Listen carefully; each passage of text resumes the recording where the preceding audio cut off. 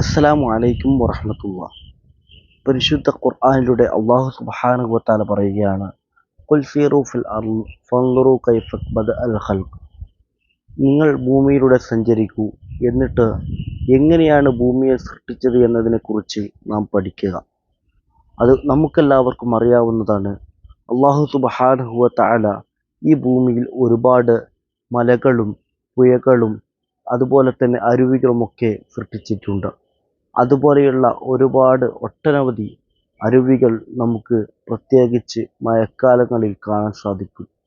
ആ കാഴ്ചകൾ തേടി നമ്മളൊരു യാത്ര പോവുകയാണ്.